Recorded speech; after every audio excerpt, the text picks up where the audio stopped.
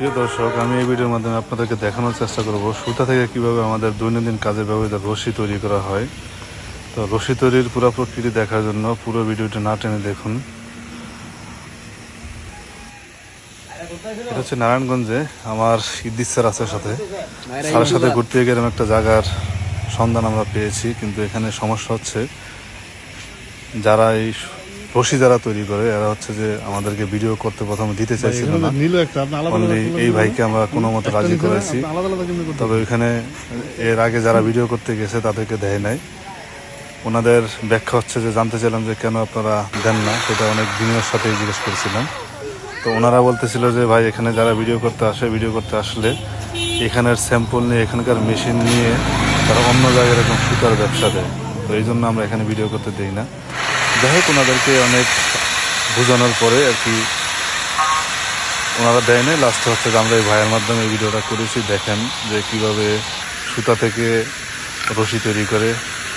আমরা হয়তো ভাবছিলাম যে এই রশি তৈরির প্রক্রিয়াটা অনেক জটিল বা অনেক কঠিন কোনো কিছু, কিন্তু আসলে বিষয়টা এমন না। আমি প্রথমে দেখেই বুঝতে পারিনি যে রশি এইভাবে তৈরি করা হয়।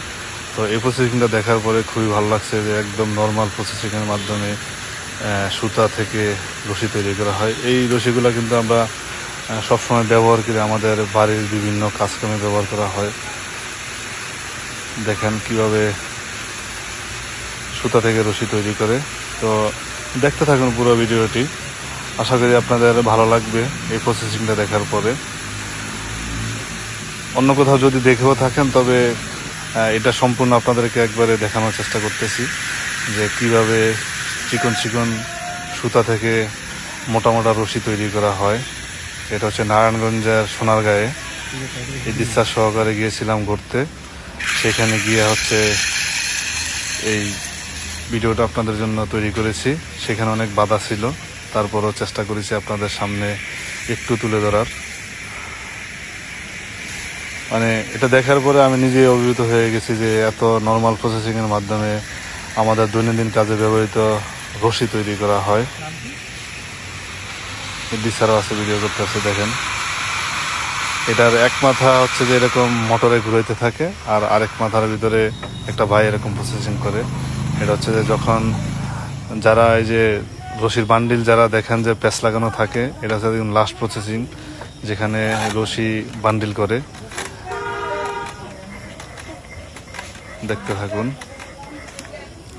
এই ভাই আমাদের অনেক সাহায্য করছে, কোঅপারেটিভ ছিল। তাছাড়া কেউ এতটা আমাদেরকে এইভাবে সাহায্য করে না এই কাজের ক্ষেত্রে। তো দেখলাম যে ভাই না যথেষ্ট পরিমাণ হেল্পফুল ছিল আমাদের জন্য, আমাদেরকে দেখাইতে দিয়েছে আর কি, মানুষের যে আমরা দেখাইতে পারি এরকম একটা ব্যবস্থা করে দিছে। এটা ছিল একদম রশির ওই যে প্যাচ লাগানো থাকে, বটা থাকে, দেখেন একদম লাস্ট প্রসেসিংয়ের এটা।